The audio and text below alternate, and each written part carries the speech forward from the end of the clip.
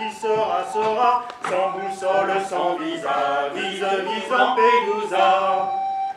Coulera, coulera pas, mais le cap sur Europa passera, celui qui vivra verra.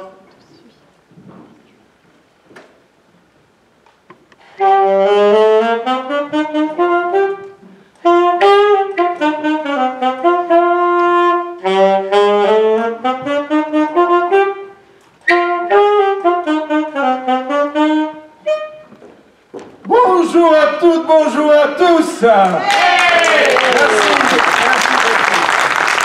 Et pour commencer très fort, je vous propose le jeu des 1000 devises. Alors prêt? Chez moi, je n'ai pas mon premier.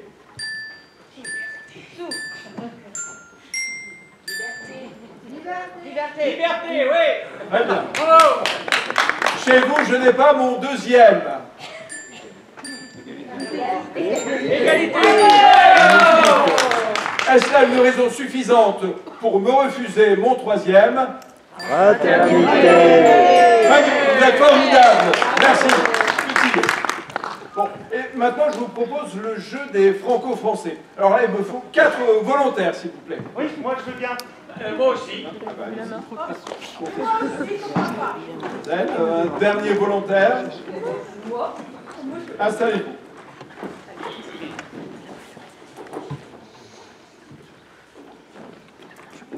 4. Kowalski, polonaise. Bogossian, arménienne. Ribeiro, portugais. Bartoli, italien. Et c'est parti! Ils sont de plus en plus nombreux. Ça prend de ses proportions. C'est quand même inquiétant. Arrêtez, ça me stresse. Mais pourquoi ils viennent chez nous, enfin? Ah, parce que vous vous posez encore la question. Eux, ça fait longtemps qu'ils ont compris pourquoi ils sont là. Mais pensez bien, ils se sentent comme des coqs en pâte. Oui, mais il n'y a pas que chez nous, enfin. Il y a aussi tous les autres pays autour. Arrêtez, ça me stresse. Vu le nombre d'arrivants chaque année, je ne sais pas si on pourra dire chez nous encore longtemps. On s'est trop laissé faire. On peut être beau, mais faut pas être poire. On ne va pas accueillir toute la misère du monde non plus, hein. Arrêtez, ça me stresse, hein. En tout cas, c'est pas ça qui les arrête. Pensez bien, c'est toujours plus facile de fuir ses problèmes que de chercher à les résoudre. C'est vrai que déjà, s'ils s'entendaient entre eux... Arrêtez, ça me stresse. S'ils réfléchissaient avant de se lancer à la mer dans les coquilles de noix. Parce qu'en plus de les accueillir, faut les secourir. C'est vrai qu'on se demande s'ils réfléchissent vraiment aux conséquences. Arrêtez, ça me stresse. Pensez bien, depuis qu'on leur chante sur tous les tons. France, terre d'accueil. Bah, ils sont pas sourds non plus. Et c'est qu'ils s'accrochent avec ça. J'y ai droit, J'y ai j'y ai droit, droit, j'y j'y ai ai droit. droit, j'y ai droit. S'il n'y avait pas toutes ces assos humanitaires pour leur bourrer le crâne. Ah, bah alors, ceux qui les aident et les protègent, voilà les plus nuisibles. Il faudrait les renvoyer aux frontières avec leurs petits protégés, tiens. C'est vrai qu'à force de dire, quand il y en a pour 2, il y en a pour 3, on en arrive vite à dire, quand il y en a pour 60 millions, il y en a pour 70. Arrêtez, ça me stresse. Surtout qu'on n'a pas la même culture. Comment voulez-vous qu'ils s'adaptent? Moi, c'est vrai que l'été dernier au Maroc, j'ai eu du mal à m'y faire. Pourtant, j'étais en vacances cool. Alors eux, pensez bien, avec tous les problèmes qui se trimballent, Arrêtez, ça me stresse. la France, ils ne savent même pas ce que c'est, à part distributeur d'aide sociale. En plus, le marchandage, ils ont ça dans le sang. C'est pour ça qu'une fois arrivés ici, ils lâchent rien. C'est vrai que l'été dernier, au Maroc... arrêtez, ça me stresse. Parce qu'on a quand même des siècles de civilisation derrière nous. Des traditions, un art de vivre. Qu'est-ce que vous voulez qu'ils y comprennent? Ils parlent même pas notre langue. L'autre jour, il y avait un campement sous le pont, près du groupe scolaire. Les maladies, le manque d'hygiène, vous pensez pas que c'est dangereux pour nos petits? On a fait une pétition.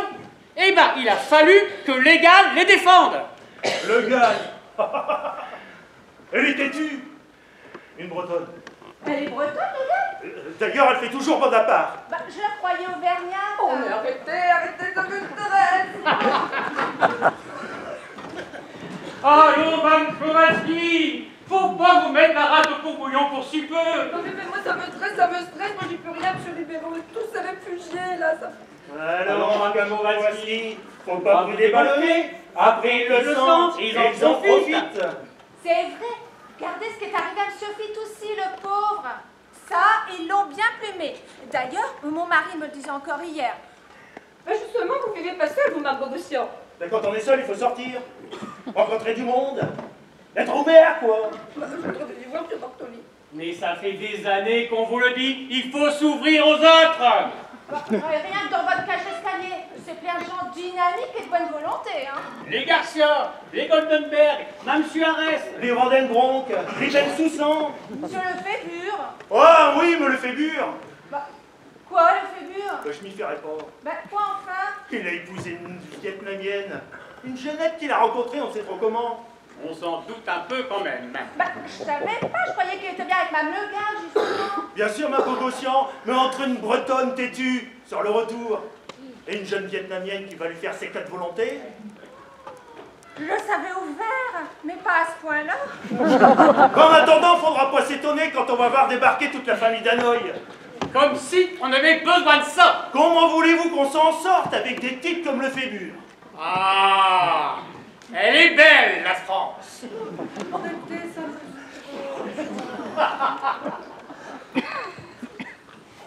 Au fait, M. Bartoli, vous deviez me donner votre recette de pizza. Ah, pas ma recette.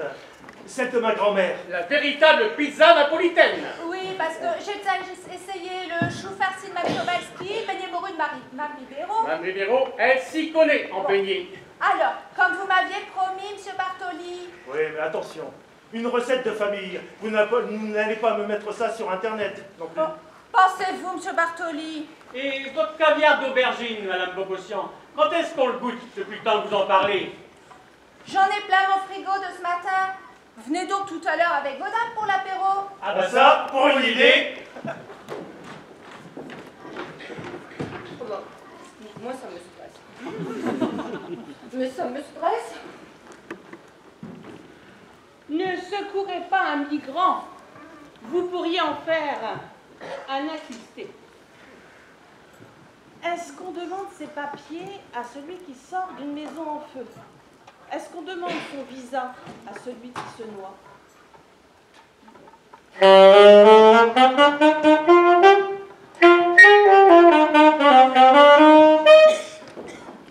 Et maintenant, je vous propose une nouvelle manche du jeu de loi migratrice. Un divertissement simple et à la portée de tous les sans-papiers. On lance le dé et on avance d'autant de cases que le chiffre indiqué. Avec évidemment pour but d'arriver jusqu'à la case 30, la case asile. Mais attention aux incidents de parcours qui peuvent vous faire stagner, voire même reculer. Hey, c'est parti pour le jeu de loi migratrice. Un volontaire? Moi. Ah. Et voilà notre premier candidat qu'on applaudit bien fort, s'il vous plaît.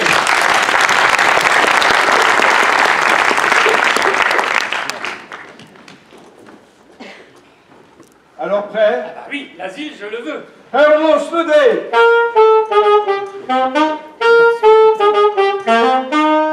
5. Quelle chance! Vous évitez le 4, la case frontière. Sinon, c'était le tour à la case départ. Vous lisez quoi sur cette case 5? Rue. Et voilà, tout bonnement à la rue, vous ramassez un bout de carton et vous dormez où vous pouvez. Et on lance le dé. 3. 5 et 3, 8, vous lisez quoi? Jungle. Une jungle en Europe, surprenant, non? Je vois d'ailleurs que vous n'êtes pas la seule voie migratrice sur place, c'est qu'il y en a du monde. Et je fais quoi alors? Vous débrouillez comme vous pouvez. Comme on dit, la vie est un éternel combat, voilà donc. Loi de la jungle. Et on lance le dé.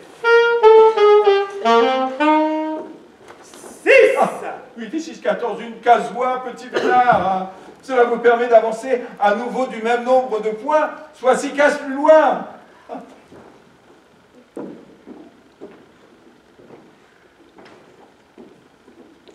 Vous avez vu aux infos hier soir tous ces migrants aux frontières? C'est vrai qu'il y en avait un paquet. Je pouvais même pas les voir tous à la fois. Pourtant, je j'ai un écran large.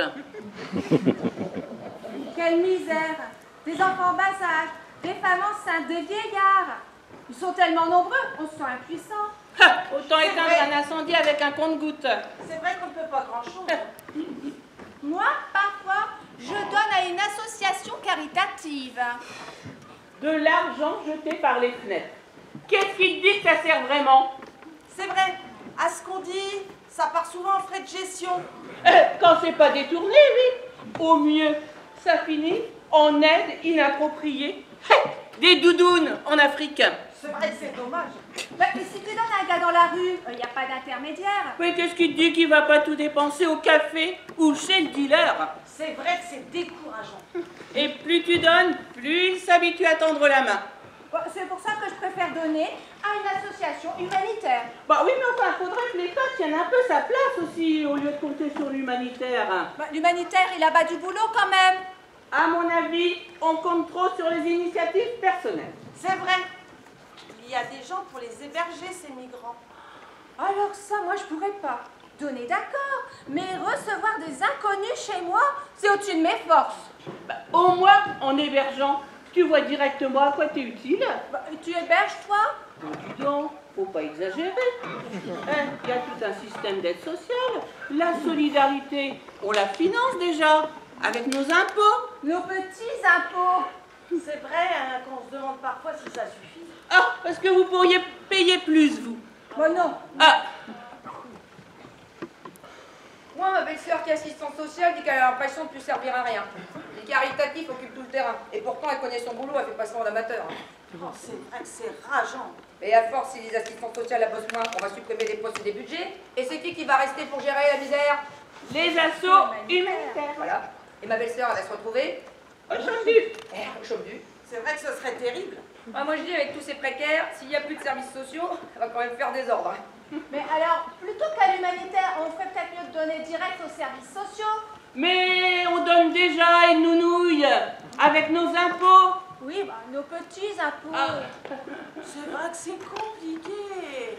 Tiens, au lieu de donner aux services sociaux et aux impôts, on ferait mieux de se payer un verre. Hein. Et voilà pour ces dames, la tournée habituelle. Oui. Je mets ça sur votre compte, comme d'hab. Ouais, un compte commun au bistrot, c'est pas de la solidarité, ça. De la solidarité conviviale.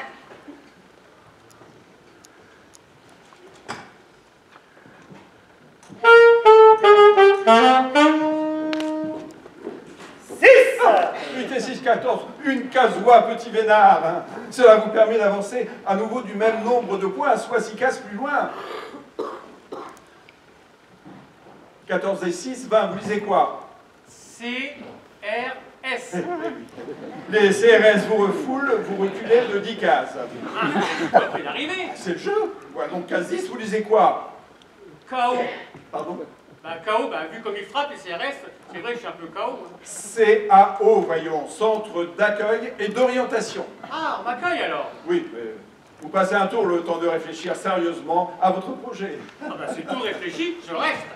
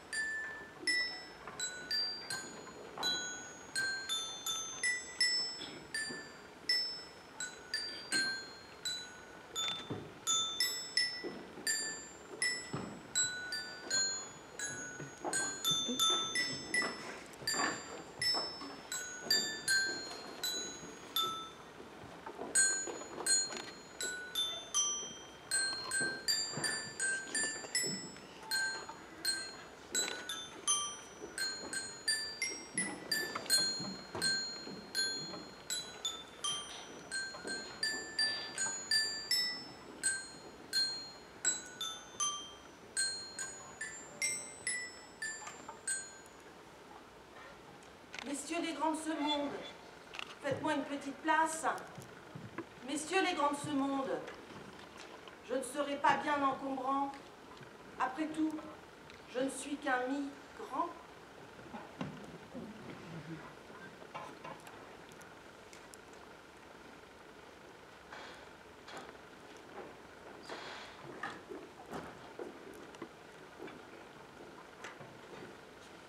frontière.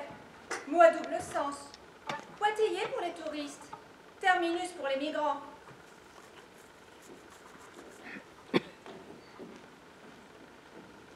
Au départ, un pays invivable. À l'arrivée, une zone interdite. Et entre les deux, on meurt, on vit, comme on peut.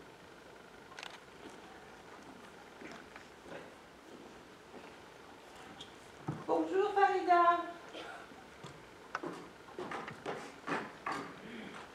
Moi, c'est Marie-Paul. Tu es timide? Faut pas avoir peur de moi. Tu parles français?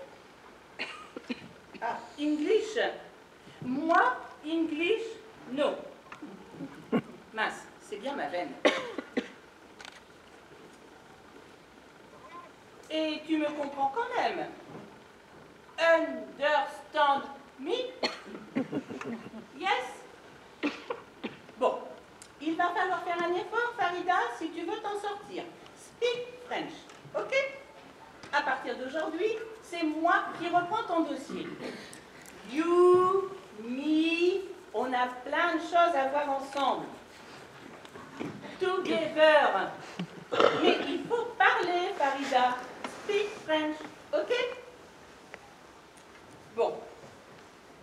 C'est ton récit de vie. Avec qui tu l'as fait? Avec Emily?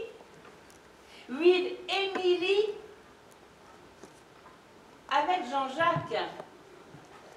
Jean-Jacques, forcément, le seul à parler anglais ici. Bon, voyons ça. Je m'appelle Farida Azouri. Je suis née près d'Alep en Syrie. Je suis en France depuis 3 mois. J'ai quitté la Syrie à cause de la guerre. Je vivais chez mes parents avec mon mari et ma sœur. Je n'ai pas d'enfants. Un jour, des hommes sont venus chez mon père. Ils faisaient partie d'une secte religieuse. Ils ont menacé mon père et mon mari. Ils voulaient que mon père et mon mari fassent partie de leur secte et qu'ils leur donnent de l'argent. C'est quoi cette histoire de secte religieuse? Difficile à croire. Farida, c'est quoi cette histoire de secte religieuse? À l'OFPRA, ils sont durs à convaincre. OFPRA, pas facile. Not easy. Jean-Jacques a dû te le dire. Si seulement il était là, Jean-Jacques. C'est quoi cette secte? Daesh, c'est ça? Bon, je continue. Toutes les semaines, les hommes venaient. Ils menaçaient mon père et mon mari. Si on ne donnait pas l'argent, si on ne donnait pas l'argent, ils allaient nous égorger. Un jour, ils ont emmené mon mari parce qu'ils avaient besoin d'hommes pour travailler avec eux. Mon mari, je ne l'ai jamais revu depuis. Bon, ça traîne un peu en longueur là, Farida. Il faut être plus efficace. Jean-Jacques a dû te le dire, non? Ils sont venus encore. Mon père ne voulait pas donner l'argent. Ils lui ont tranché la gorge. Après, ils ont tranché la gorge de ma mère. Mais ce n'est pas logique là, Farida. Je suppose que c'est ton père qui avait l'argent. Donc, si les hommes voulaient lui faire peur, ils auraient dû égorger ta mère avant. Faudra changer ça, Farida. Ce n'est pas logique. Comment veux-tu qu'on te croie? Enfin, moi je dis ça pour t'aider, pour que ton dossier soit accepté, Farida. Not logique. Tu comprends? Comme ils ne trouvaient pas l'argent, ils nous ont violés. Ils étaient 5 hommes. Ils ont d'abord violé ma sœur sous mes yeux. Et après, ils m'ont violée sous les yeux de ma sœur. Mais nous, on ne savait pas où était l'argent. On ne pouvait pas avouer. Bon, il ne faudrait pas s'éterniser sur ces viols en série. Et puis, excuse-moi, Farida, là encore, ce n'est pas logique. Si les 5 hommes voulaient faire avouer ton père, ils auraient dû vous violer avant. Tandis que là, tu n'as pas inventé, Farida. Toi et ta sœur avez bien été violés par les 5 hommes après la mort de tes parents. Yes! Les hommes sont partis. en disant qu'il reviendrait 2 jours plus tard et qu'il nous égorgerait, nous aussi, si on ne donnait pas l'argent. Alors, avec ma sœur, on a décidé de quitter la Syrie. On est allé au Liban caché dans un camion. Au Liban, on a payé un passeur pour aller en Grèce dans un petit bateau. On était tassés dans le bateau et il y a eu une tempête. Le bateau bougeait beaucoup. Ma sœur est tombée à l'eau et elle s'est noyée. On s'était partagé l'argent avec ma sœur. Moi, j'avais payé le passeur et elle avait gardé l'argent pour qu'on vive en Europe. Comme elle s'est noyée, je n'ai plus rien. Mais de quel argent tu parles là, Farida? Monnaie, pounds. Mais tu dis pourtant plus haut que tu ne savais pas où était l'argent quand les 5 hommes vous ont violé, toi et ta sœur. Il faut que tu m'expliques là, Farida. Not good, not logique. Tu comprends? Tu savais où était l'argent. Et ta sœur aussi. Alors vous saviez et vous avez préféré vous faire violer par les 5 hommes plutôt que d'avouer. Mais ça ne va plus là, Farida. Not good, not logique. Jean-Jacques. Toujours pas là, Jean-Jacques. Écoute, Farida, on a de plus en plus de dossiers comme le tien et on nous demande toujours d'aller plus vite. Tu ne peux pas raconter n'importe quoi dans ton récit de vie, sinon on ne te croit pas. Et si on ne te croit pas, ton dossier est débouté et tu repars à zéro. Et moi, j'aurais travaillé pour rien et Jean-Jacques aussi. Ce que tu as vécu là n'est pas assez logique. Toujours pas là, Jean-Jacques? Jean-Jacques? Jean-Jacques? Bon.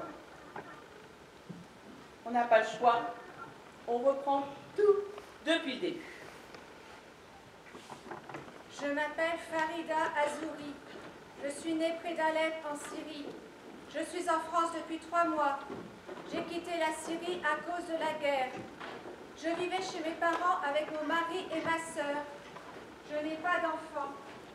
Je m'appelle Farida Azouri. Je suis née près d'Alep en Syrie. Je suis en France depuis 3 mois. J'ai quitté la Syrie à cause de la guerre. Je vivais chez mes parents avec mon mari et ma sœur. Je n'ai pas d'enfant. Je m'appelle Farida Azouri. Je suis née près d'Alep en Syrie. Je suis en France depuis 3 mois.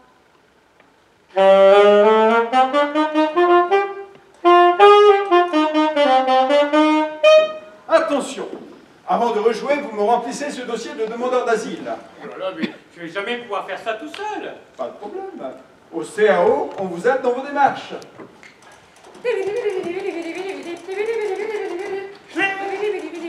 On se dépêche, s'il vous plaît.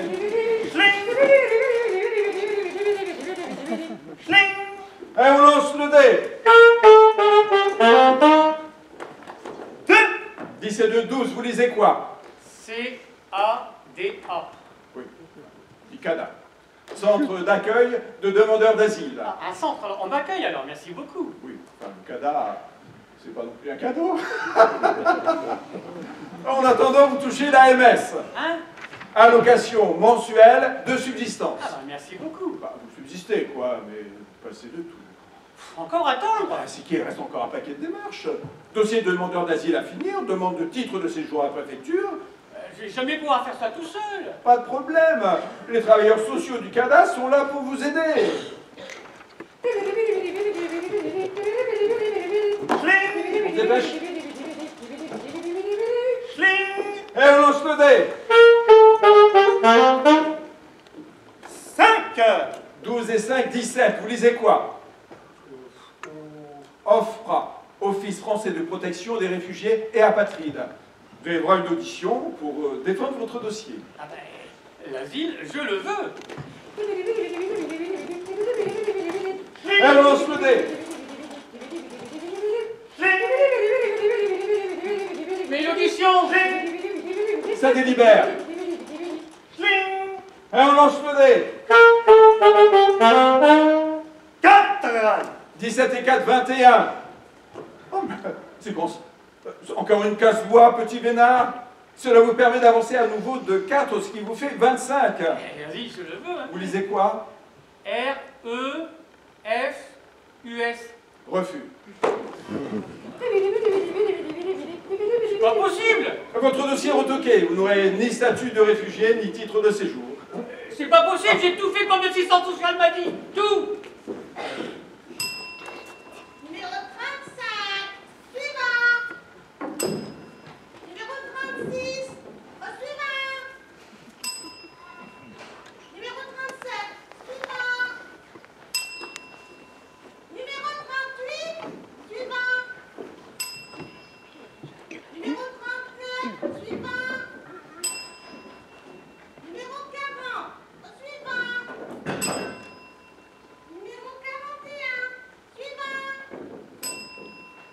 Numéro 42, suivant.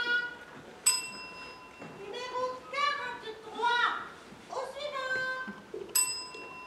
Numéro 44, suivant. Suivant. Suivant, numéro 45. Suivant.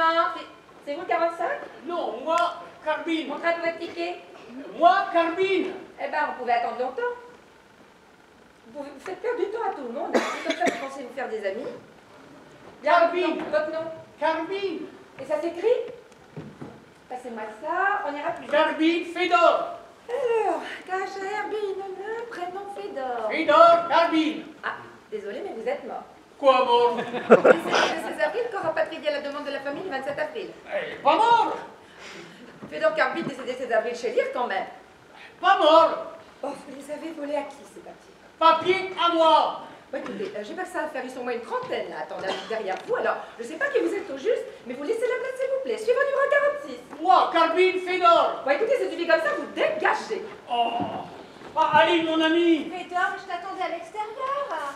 Alors, on en est où? C'est vous le 46? Non, je... Alors, vous laissez la place s'il vous plaît, suivant numéro 46. Moi, 46. J'accompagne Monsieur Carbine.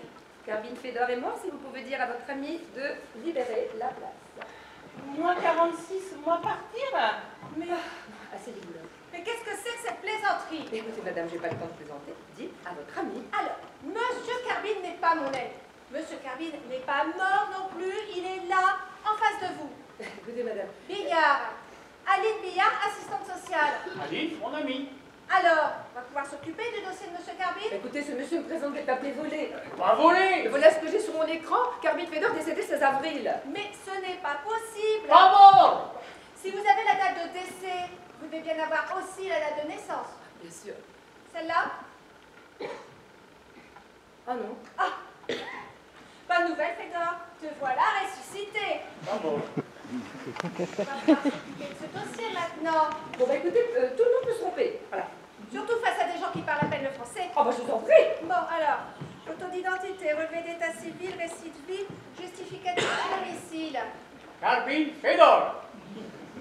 Quant au formulaire de demande d'asile, vous l'avez entre les mains. Je pense que c'est bon comme ça, non? J'enregistre. Ce dossier est complet? Complet. Ah, non seulement tu es ressuscité, Fédor, mais en plus, ton dossier est enregistré. Elle est pas belle, la vie? Ah, belle, très belle. Ne vous fatiguez pas à m'expliquer davantage. Je sais que M. Carbine recevra une convocation par courrier. Au revoir, madame. Au revoir, madame. Merci beaucoup. Bon, bah suivant, numéro 46. Oh! Et le suivant est bien vivant.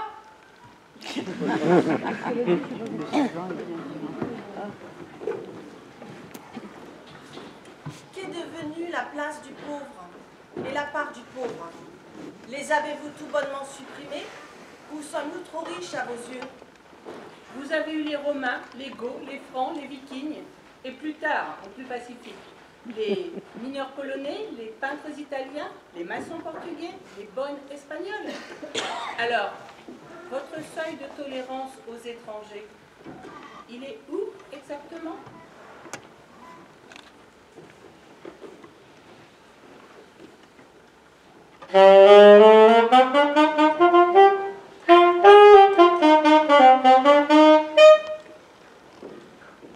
Un moment, se lever.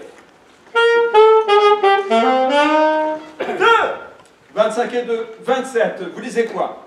E-L-U. Élu. Un élu interpellé par le nombre croissant de réfugiés vient sur le terrain.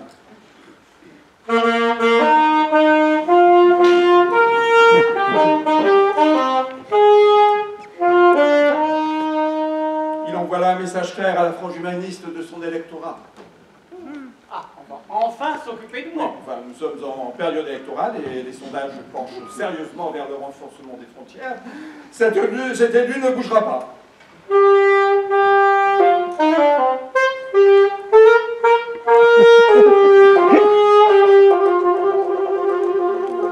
Il est passé sans le voir. Et on lance le dé. Encore 2. 27 et 2, 29. Oh, mais ce qu'on se rapproche sérieusement de la case 30. L'asile, je le veux. Vous lisez quoi? Cra. Pourquoi pas cracra tant que vous y êtes? CRA, Centre de rétention administrative. Un nouveau centre d'accueil alors. Oui, enfin, juste un lieu de transit pour les migrants en attente d'expulsion. C'est pas possible. Vous lisez quoi en dessous de CRA? Retour à la case départ. Allez à GSAS, votre dossier est retoqué.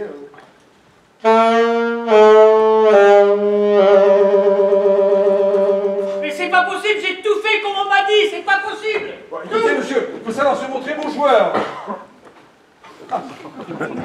Bonjour à toutes, bonjour à tous.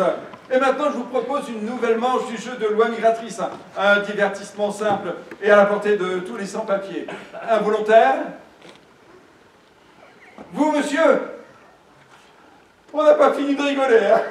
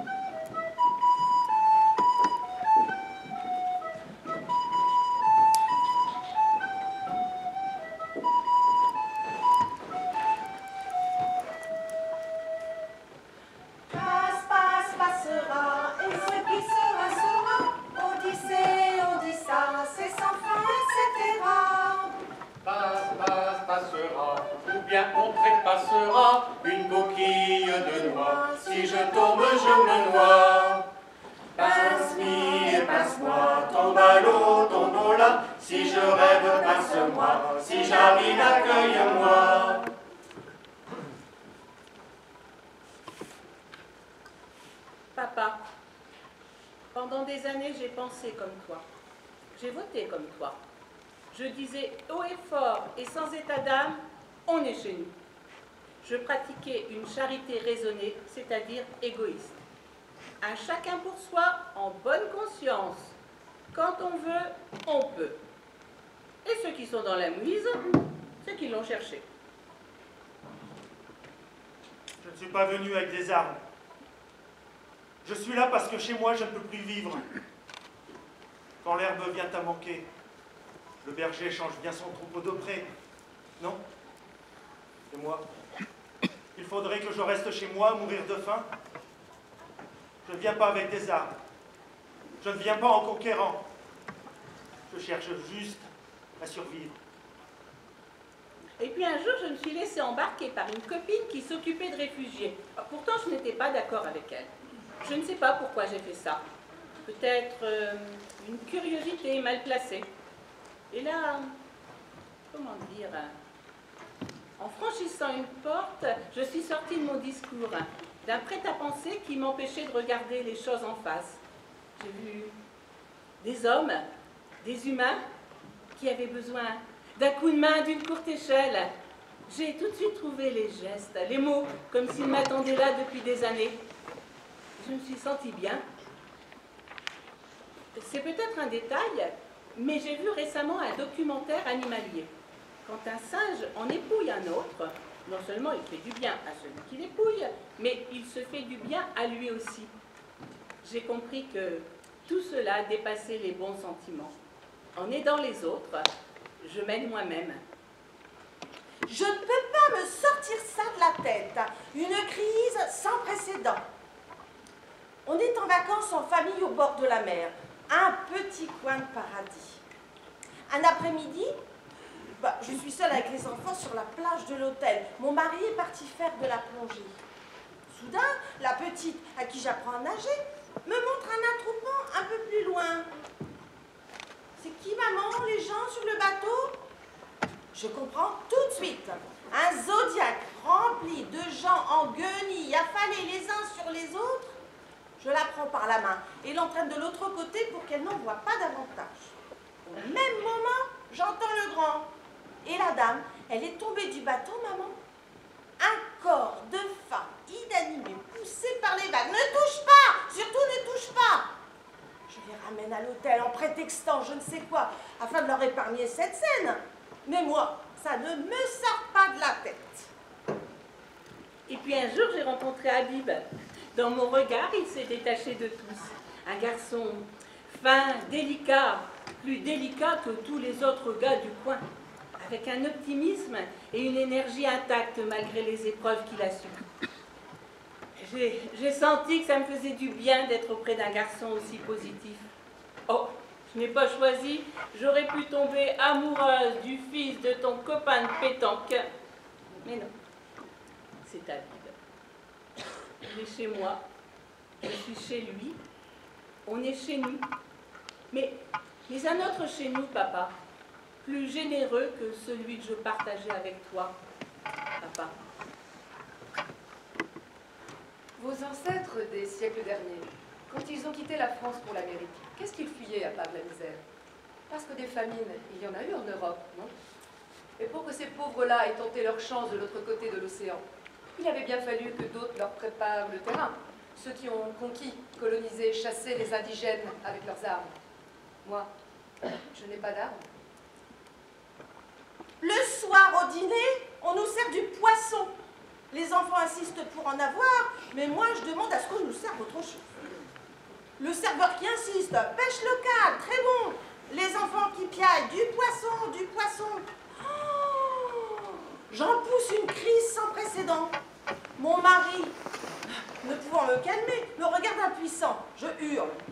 On nous sert le poisson qui se nourrit du cadavre de ces gens qui se nouent en traversant et qu'on retrouve sur la plage du club. L'hirondelle, est-ce qu'on la condamne parce qu'elle change de continent pour survivre au fil des saisons? D'ailleurs, de quel continent est l'hirondelle? À qui appartient l'hirondelle, hein? Elle est chez moi l'hiver, chez vous l'été, sans frontières, sans domicile fixe. C'est beau l'hirondelle, non? Quand elle rase le sol, vous vous dites qu'il va pleuvoir. Mais quand l'un de nous dort par terre, est-ce que vous réalisez qu'il n'en a plus pour longtemps? Des pays accumulent les richesses. Le mien n'a plus rien. Et le peu qui reste, les bandes armées se le disputent. Moi, je n'ai pas d'armes. Je n'ai même rien du tout. Une crise sans précédent. Je ne peux pas me sortir ça de la tête, je ne peux pas. L'été prochain, on va à la montagne. Léonard de Vinci était italien, Picasso espagnol. Ils sont venus s'installer en France. Maintenant, ils font partie de la famille. On est fiers d'eux. Papa, un jour, tu admireras Habib si tu veux bien le regarder en face. Et tu l'admireras peut-être plus que ta propre fille. Mais peu importe. L'essentiel, c'est qu'il m'a réveillée et peut-être même sauvée. Un accidenté. Vous lui donnez bien votre sang qui devient le sien une fois dans ses veines. Est-ce que vous lui demandez de vous payer votre demi-litre d'hémoglobine? Alors, à qui appartient la nourriture? À qui appartient-elle avant tout? À ceux qui possèdent, produisent et stockent en abondance? Ou à ceux qui sont en train de mourir de faim? Moi, je n'ai pas d'armes. Moi, je n'ai pas d'armes. Moi, je n'ai pas d'armes. Moi, je n'ai pas d'armes.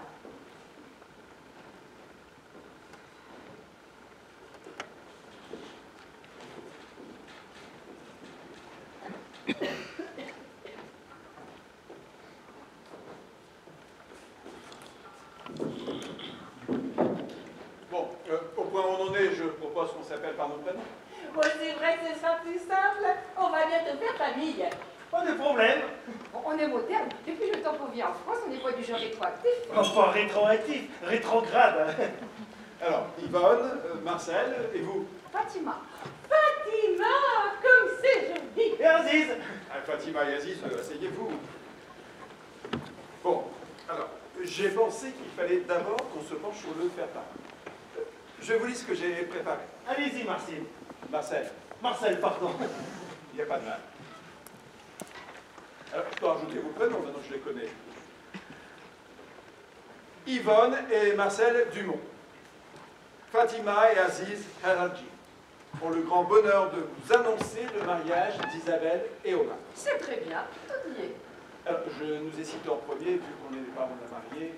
Oui, les dames d'abord. Comme dirait Fatima, on n'est pas rétroactif. Ah, et voilà les rafraîchissements.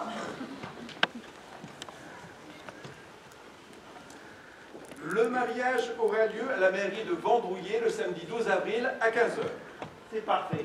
Je ne vais pas contester le lieu ou la date pour me faire accuser de faux témoignages. Je vois qu'Aziz est du genre farceur. Il ne peut pas s'empêcher de faire des blagues. Aziz, laisse monsieur Marcel finir de lire. Marcel tout court, plutôt. Oh, Marcel tout fort, je sais pas encore bien le Vin d'honneur à 17h, puis dîner en salle festive de Vendrouillé. Merci de confirmer votre présence, et là j'ai mis nos numéros de téléphone. C'est parfait. Bon, on n'a pas encore trinqué. Mon mari est tellement pressé de régler tout ça qu'il va vous donner le tournis. C'est de la citronnade maison Fatima. Fatima. Fatima. Quelque chose. Oh, la cruche du citronnade. On est trinqué. Santé! Délicieuse votre citronnade, Yvonne. Merci Fatima.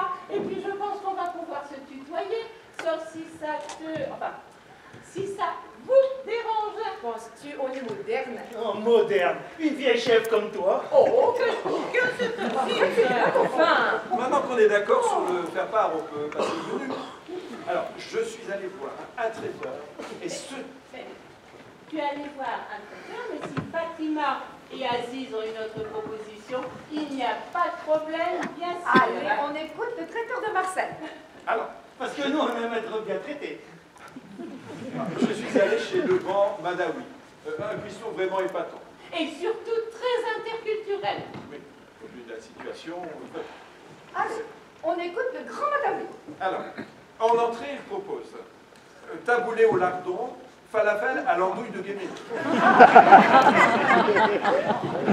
Est-ce qu'on pourrait pas faire servir les deux si les invités préfèrent avoir le choix? J'ai complètement oublié de préciser que c'était une formule buffet. Ah, Marcel commence à perdre la mémoire. Les surménages ou le stress. Mais arrête tes blagues, toi. Plat principal. Choucroute merguez, méchoui flambé au calvados, pot-au-feu tandoori et couscous au jarret de porc. Ça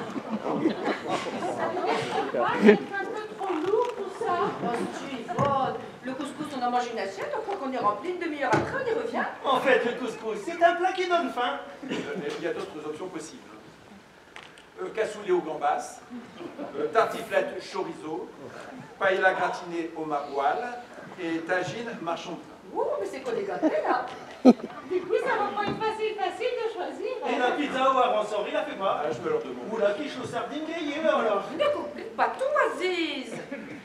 Bon, et pour les desserts, parce que moi je suis plutôt bec sucré, vous voyez. Alors, là, le choix est un petit peu plus restreint.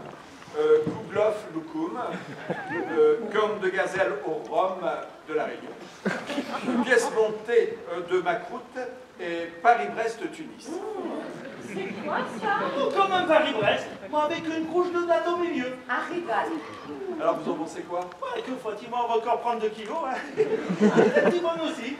On est d'accord sur tout, Marcel. Mais il faut qu'on mette plus sa place aux enfants. Alors là, je vous rassure tout de suite, Isabelle et Omar sont venus avec moi chez le traiteur, on a leur approbation. Ah, c'est un petit cachotier, ce Marcel.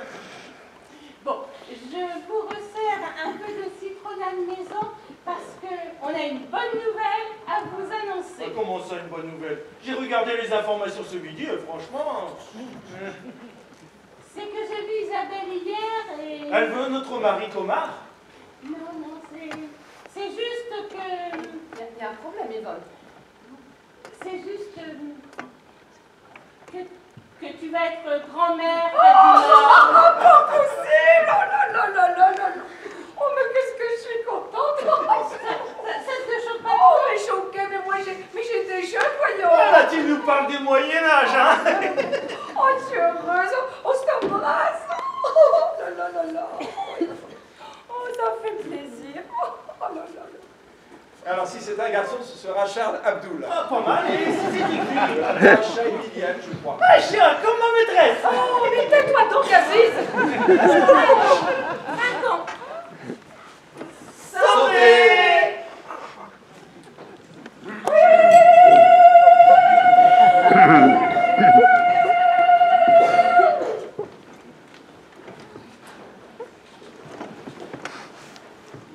Écoute, je n'en peux plus, j'arrête. Dis-moi que je n'ai plus de minutes pour souffler, que je cours dans tous les sens en essayant de faire chaque jour un nouveau miracle. Je ne sais pas ce qui m'épuise le plus. Réussir ce miracle ou me dire que j'aurais pu en faire une dizaine de plus. Tout est toujours à recommencer. Et même quand ça réussit, ce n'est jamais assez. Écoute, je sais pas si c'est le moment là.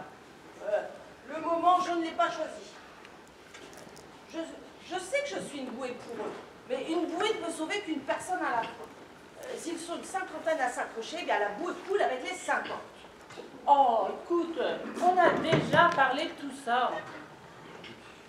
Je n'en peux plus de me battre contre l'inertie d'un pays aveugle et sourd, je n'en peux plus. Mais c'est dur pour tout le monde, personne n'ira te dire le contraire. À peine je me dis que j'arrête, que je vois bien que c'est un luxe. Ceux qui, depuis des mois, traversent mer et continent, se battent pour survivre sans un sou. Ceux-là, s'ils arrêtent, eh bien, ils meurent sur place. Les voilà, les limites de la solidarité quand on est vidé, usé, à bout. Une coquille creuse. Mais tu le sais, tout va bien quand on ne s'écoute pas trop. C'est quand on commence à s'écouter qu'on craque. Allez. Un seul maillon peut faire une chaîne. Hein. Oui, il faut que je passe la main, que quelqu'un d'autre plus léger prenne le relais. Contre un break. Tu fais une pause, quelques jours, tu vas prendre l'air, et tu nous reviens, fraîche comme une rose. Tu pars. Pas parce qu'on a besoin de toi ici. Oh. À qui on est utile si on explose en plein vol. Hein. Tant qu'on garde un peu de cette légèreté, on reste cette bouée qui les sauve un par un. Arrête de ressasser. Quand on commence à se changer en plomb, alors là, non seulement on n'est plus utile à personne, mais on se perd soi-même. Au fait, tu sais le jeune Kurde dont tu t'occupais? Samir. Ouais. Eh ben, tu as drôlement dû bien le briefer. Il vient de décrocher une formation haut la main. Samir? Ouais, il a réussi. C'est pas vrai. Bon, allez, je te laisse t'en occuper. Moi, j'ai du boulot. Que je te dise, tu te débrouilles pas mal pour une petite creuse. Imbécile.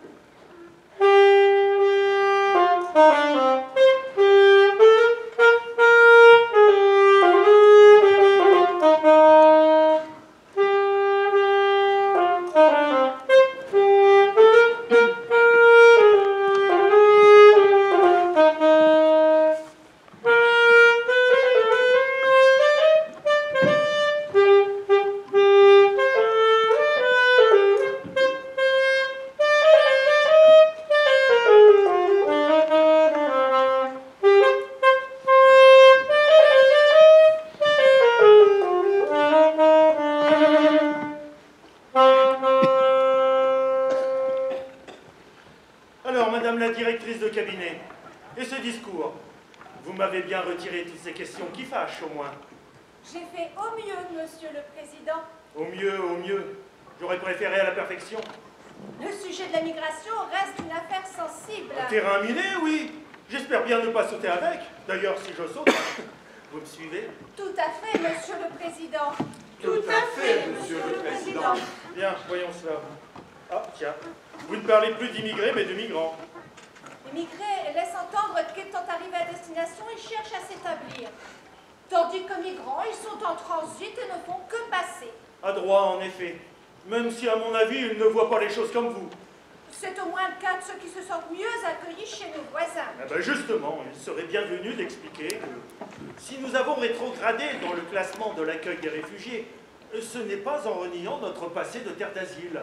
Et c'est juste que nous nous montrons plus réalistes que des pays n'ayant pas notre longue expérience des immigrés. Des migrants, Monsieur le Président. Oui, enfin, à l'époque, ils s'établissaient chez nous pour y travailler. Bien sûr, Monsieur le Président. Bien sûr, Monsieur le Président. Vous me rajouterez un petit laïus sur notre politique d'ouverture historique et raisonnée. Je note. C'est noté. C'est noté. C'est noté. De nos jours, un Français sur 4 est d'origine étrangère par ses grands-parents. Vous ne pensez pas qu'on donne là du grain à tous ceux qui trouvent que la France fout le camp? Cela montre au moins que nous restons un pays d'ouverture. De quoi réjouir nos droits de l'homiste. Jusqu'au jour où les électeurs vont nous mettre dehors sous prétexte qu'on est trop couverts. Depuis plusieurs années, une demande d'asile sur 4 reçoit une réponse positive. Au moins, on ne dépasse pas le quart d'origine étrangère par les grands-parents. On reste cohérent. Là, par contre... Des études récentes prouvent que l'afflux de réfugiés impacte positivement la croissance. Écoutez, soit on est pédagogique, soit on ne dit rien. Tout le monde va penser que je raconte n'importe quoi. Mesdames, messieurs, nous nous enrichissons grâce à l'hébergement de nombreux inactifs vivant à nos crochets.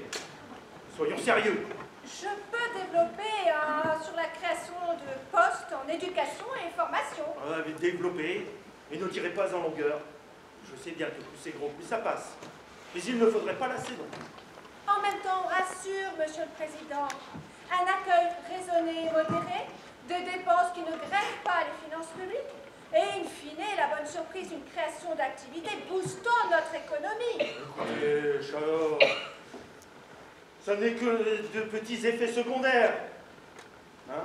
Si on en dit plus, les altermondialistes vont nous déclarer que pour doper l'économie, il faut ouvrir en grand nos frontières. Bien sûr, Monsieur le Président. Bien sûr, Monsieur le Président. C'est avec la volonté de toujours prendre le mal à la racine que nous privilégions une politique d'intervention à l'étranger. Très bien, mais précisez quand même que ce sont nos alliés qui nous aident à assumer toutes ces dépenses financières. Je note.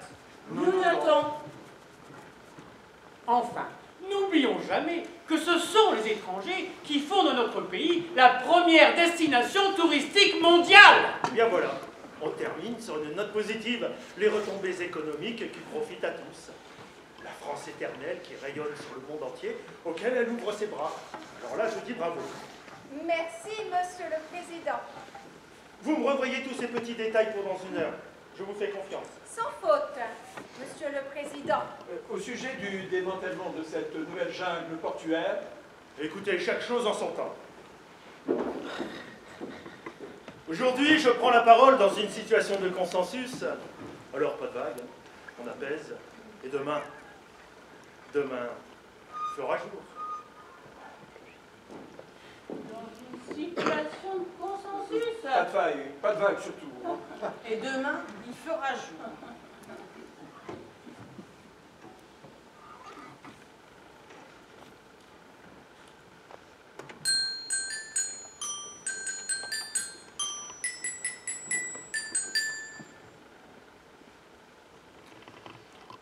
Vous êtes 4 amis installés dehors un dimanche après-midi et prêts à vous partager un gâteau pour le goûter. Arrive un étranger. Comment partagez-vous le gâteau initialement prévu pour 4? Réponse 1. En 5 parts égales. Réponse 2. En 5 parts égales, mais après avoir vérifié que l'étranger est bien en règle. Réponse 3. En 5 parts égales. Mais vous donnerez sa part à l'étranger uniquement lorsqu'il sera régularisé. Réponse 4. Vous donnez tout le gâteau à l'étranger parce que vous avez bien mangé ce midi. Réponse 5. En 4 par égal, l'étranger n'ayant pas été invité. Réponse 6. En 4 parts égales, après vous êtes éloigné un peu, afin de pouvoir déguster tranquillement votre gâteau. Réponse 7. Vous cachez le gâteau, car les étrangers sont tous des voleurs.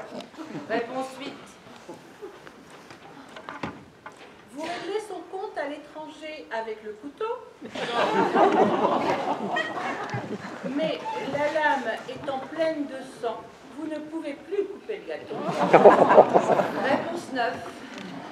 Vous composez le 17, puis rentrez chez l'un de vous 4 pour déguster le gâteau tranquillement. Et réponse 10. Vous composez le 17, puis vous jetez le gâteau, cette histoire vous ayant coupé l'appétit. Vous avez 5 secondes pour répondre.